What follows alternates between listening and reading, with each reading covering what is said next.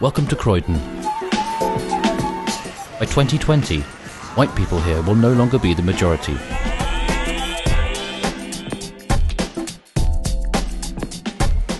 Nearly 100 languages are spoken here, and in 2006, 50% of Croydon's school-age population was black or minority ethnic. When you think of Croydon, what's the first thing that comes into your head? Black people. Trouble. Ghetto. Poverty. Madness. That's what I can say, it's pure madness. Lots of people from different ethnicities. It's the kind of environment where you can come and you know you'll have a different flavour, a different taste, different colours. People like stereotype Croydon because they think it's all full of black people doing bad stuff, rioting and everything. When you say that you live in Croydon, you're always like, yeah. People think the Croydon facelift highest gang crime in the world. It's not really a good place to grow up, but I'm kind of used to it because like I've been living here for a long time. I know quite a few people here, so I feel safe around here still. It could be better, but I think it's a good place to live. I don't want to move for a while anyway, put it that way. But is Croydon really the melting pot that the stats would have us believe? Roughly 70% of the black and minority ethnic population live in the north of the borough, while 69% of the residents of West Thornton are from ethnic minorities. It's only 13% for East Coulsdon. There's African, Caribbean areas, obviously they're quite tight, if you know what I mean, and there's Indian areas, and then there's areas of white people, so I think it depends where you go. It's like in school, like all the white girls hang around together at lunchtime, and then my group, they're just black. Would you say you've got a lot of black and Asian friends? Not a lot, no, but I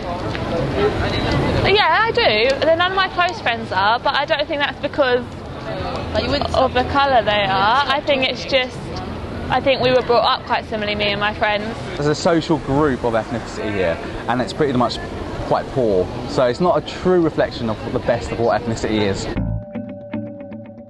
Not only are ethnic minorities confined to the northern areas of the borough, they also seem to be bearing the brunt of its problems. If you live in the south of the borough, you can expect to live 10 years longer. If you live in the north, you're much more likely to be unemployed and on benefits, and to have been a victim of crime. Does this polarisation affect the way people in Croydon live their day-to-day lives? Have you ever experienced any racism? I have, a little. Yes, I think I have, yes. Yeah, there's the odd off-the-cuff remarks. No, not at all. Not too much. No. Not really. Not particularly, nothing really bad. There was a time, like where I live, a couple of doors down from me, there were some Indian people going to move in, and their next door neighbours, like racist, and they were like, the people that went to go and show them, they literally just turned up their music, got their dogs out, and it was just like, just to make them not want to move there. We play football, and then the white people, sometimes say, oh no, the black people aren't allowed to play. People call some people Oreos, which are people that are black but they act white, if whatever white is. It's like in class, like they call this boy Jaden an Oreo because he likes a girl who was white when he should be liking girls that are black. But it's not really true because you can't really tell who you're gonna like. I have darker friends than me, obviously, and like they always tell me that they've had racist comments on the way home from school and stuff, whereas me, I don't. You know the word Paki, for example, it comes very often. So you have to accept it. There's this girl, she's Indian in my school, and we had this multicultural day, and she came in like an outfit from her culture, and I thought it was actually quite like unique and different, but everyone else took the mick out of like what she looked like. If we went to their country, we'd probably look weird as well, just in our own clothes.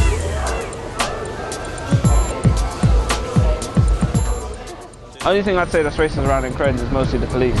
Walking with friends to college, going to the gym over there, Fitness First, police just stop and search us out of random, literally just random. Didn't even want to give us a slip or anything.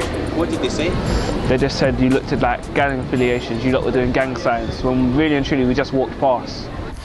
Basically, I was in Croydon whilst the riot started, and well, because I was just looking all swaggered up, you know, looking all cool and everything with my Ralph Lauren, etc, etc. I must have been walking with a couple of groups. The police officer just came up to me and said, "What business do you have in?" And I'm like, "I'm just shopping, like it's all cool, it's all real." Then he went and raided into my bag, yeah, and like, I'm like, "Excuse me, but why are you coming into my bag for?" And then he was like, "Oh, we thought you were part of the riots and everything, you know, about what's happening." And I'm like, "No, you can't just assume that." After school, probably about 4:30, a mass police van comes and parks in the middle of the pedestrian area, and everyone would like make a massive loop around it just so they don't get stopped and searched, because you're just going home from school, you're carrying your school bag, there's no point in them emptying out your school bag and like taking out your scientific calculator and being like, "Oh, did you pay for this? Like, I bought it 2 weeks ago." It makes people aggressive. It makes people do things that shouldn't have been done in the first place.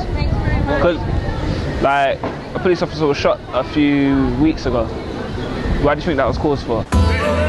Has it always been like this in Croydon?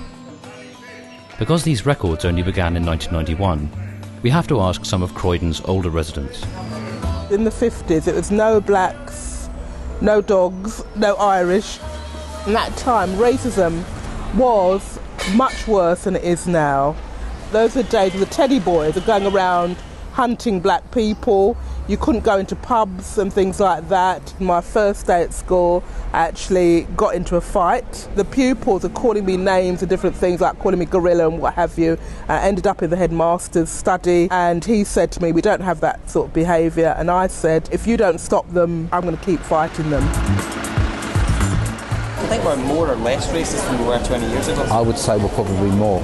But a lot of the children are probably now third generation, and they're the ones that seem to have a chip on their shoulder.